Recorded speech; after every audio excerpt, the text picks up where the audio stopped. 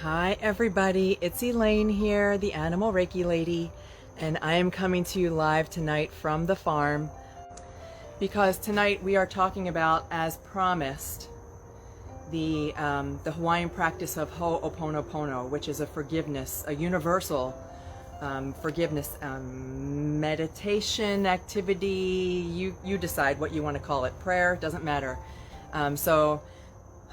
Taking a deep breath now. So what do we want to talk about? What we're going to talk about is loss. And I know I made sure that I put my Winston necklace on, even though the rest of me is covered with hay and chicken sit. And the reason that I brought you down here is because I wanted you to be with the horses tonight. You know, I'm an animal Reiki master. I work with animals every single day of my life. I meditate with animals every single day of my life. I make it a practice of connecting with animals here and those at the Rainbow Bridge, for however far you want to take that. I just know that when my Lucy crossed to the Rainbow Bridge this summer, I have never felt closer to her than I do now. I feel like I receive downloads from her all the time. The Rainbow Bridge is a place that we human beings have created because we cannot wrap our mind around the concept that our animals just have not left us, because they haven't. They have shifted their energy.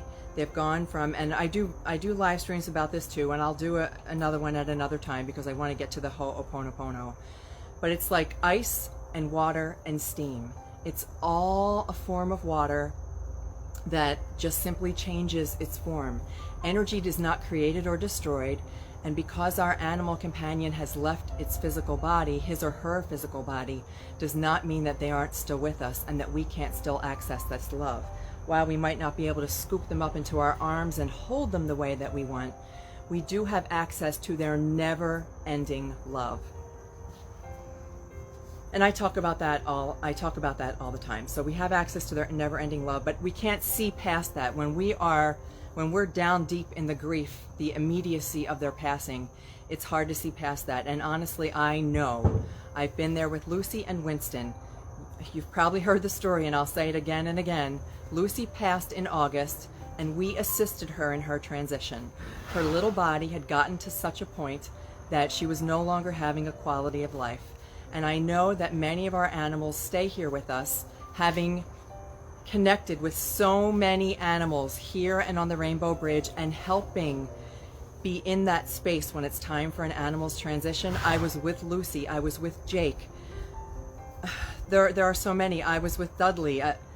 So many animals that have shown me what it means when they pass and what happens. Okay, so I'm getting a little bit off track. Because I want to talk about what happens, the immediacy of it, and what happens when we are stuck in that place of grief. When Lucy crossed, it was an assisted transition. Her and I and the veterinarian worked together, and I even had a ceremony. It was a beautiful day. The whole thing went so smoothly and beautifully, and her transition was one of peace and calm. And I did not question the decision, and we can talk more about that too. I did not question my decision or the veterinarian's decision, because I could see with my physical eyes that her little body was so tired and she needed help to cross. Sometimes they get just as tired. They are first of all connected to us, so when they feel that we will be so sad from them leaving, they choose to stay despite the pain, and sometimes they even hide the pain. They hide it from us because they don't want us to see them in that pain. But they also become just as attached to their little physical bodies. They are so attached. They love their bodies just like we like ours. They love the whole experience of life. They love the little treats. They love the hugs. They love the snuggles. They love the fresh water. They love the runs outside. All of that stuff is very important to them. And so they also have a little bit of trouble making the decision to transition to the other side. So that's a couple of the reasons why they sometimes need help. But then only 5 days later, my little Winston, I came home and little Winston had crossed. And that one impacted me more than Lucy even, because I thought Winston and I had a deal. I was so sure that Winston was going to let me know when it was his time. And he didn't. He crossed without me, and he knew that I wanted to be there, but the things that I got from him, the messages after, were that I didn't need to be there with him, that he was good, that when he saw how easy it was for Lucy to transition, he knew that he no longer needed to suffer through his pain, and he chose to go. And so I accept that, because I accept them as sentient beings. I accept every animal as having a soul. I accept every animal as expressing a preference. And I honor their choices. And so it's making me a little bit emotional now, and that's okay. It's okay to feel the emotion, to feel the feels, to go with what it is that you're feeling. And so Ho'oponopono becomes an amazing thing that you can do for yourself. Ho'oponopono is a form of universal forgiveness.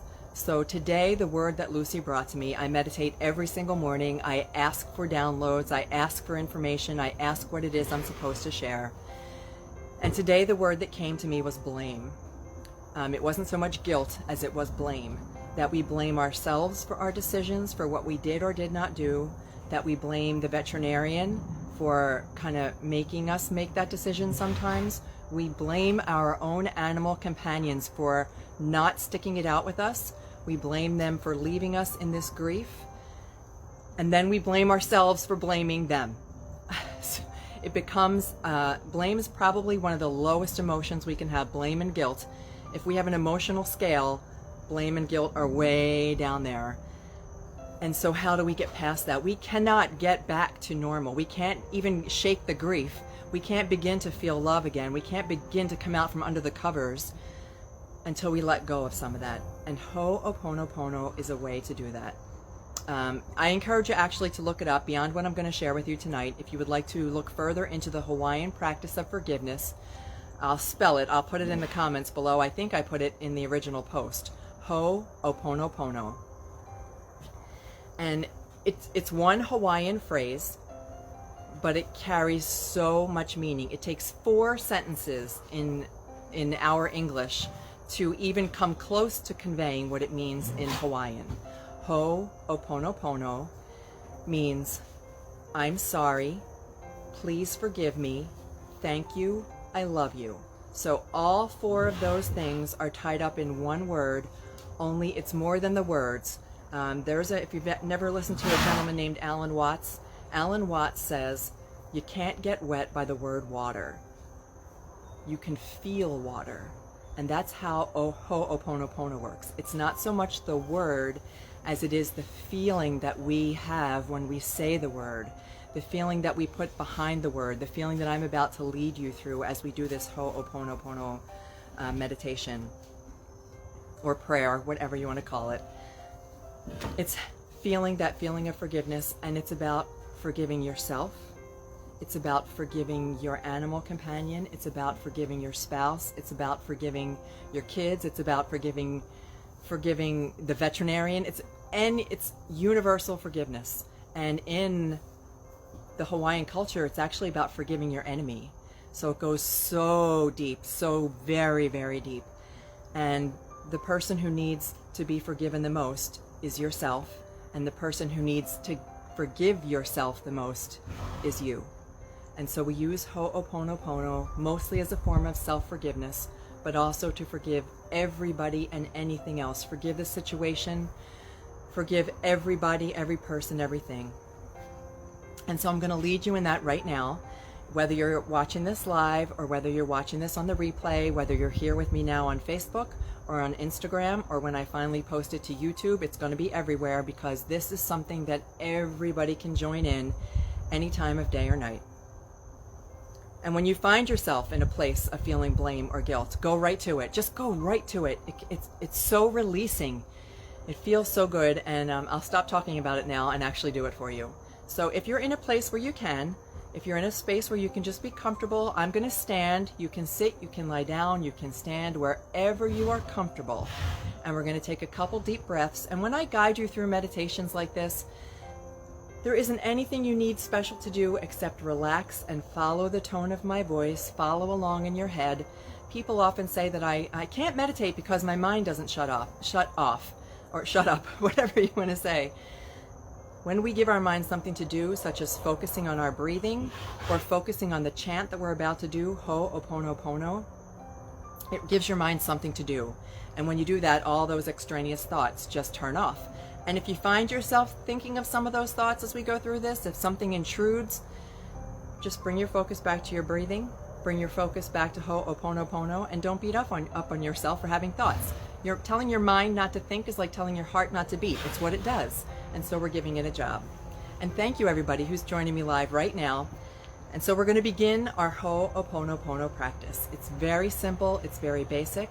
I am going to repeat it several times, and you can continue it even when I stop. So when I'm done the video, I'm just going to end this video and let it go, and you can stay in the space repeating it in your mind for as long as you choose to.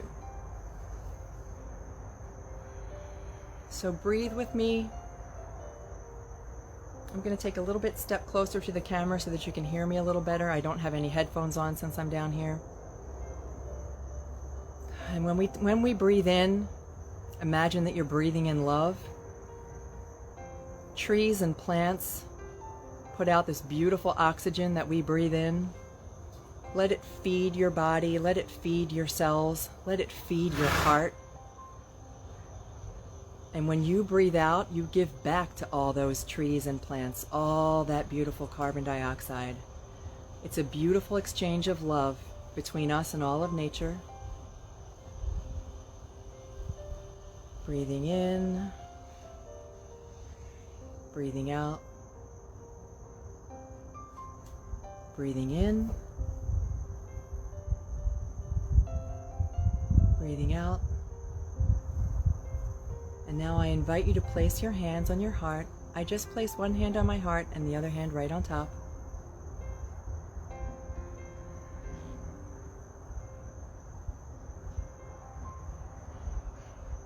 Ho'oponopono.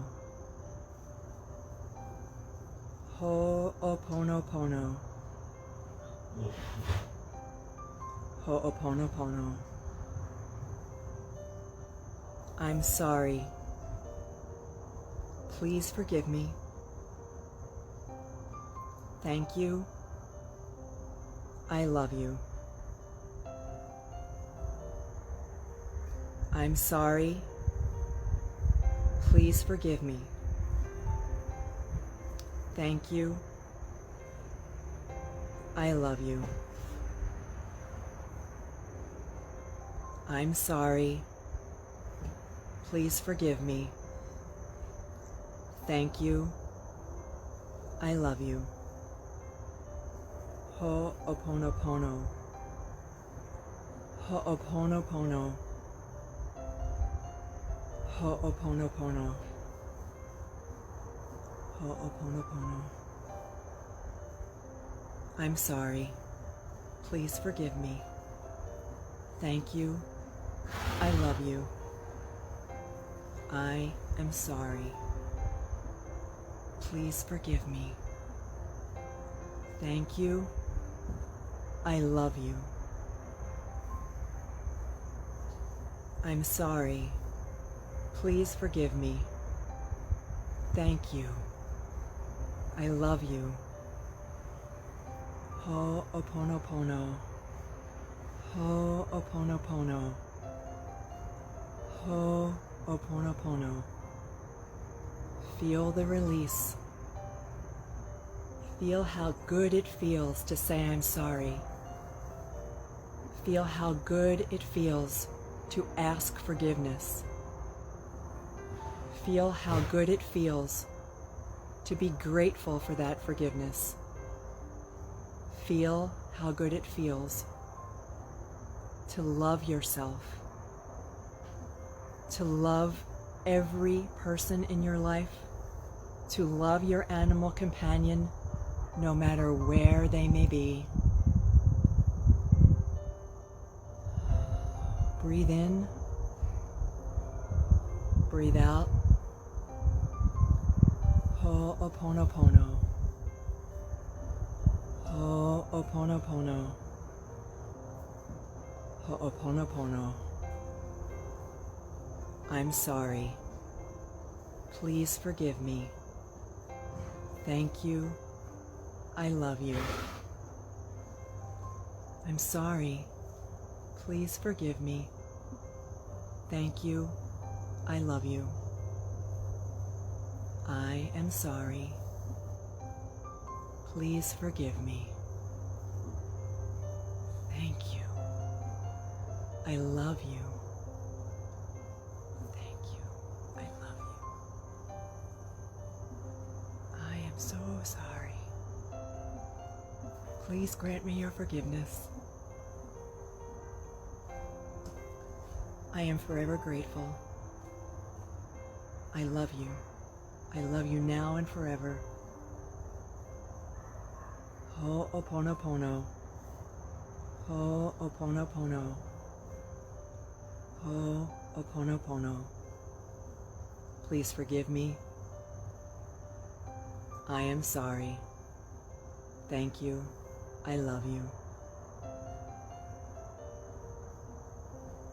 I am sorry. Please forgive me. Thank you. I love you. I love you. I love you. I love you. Ho'oponopono.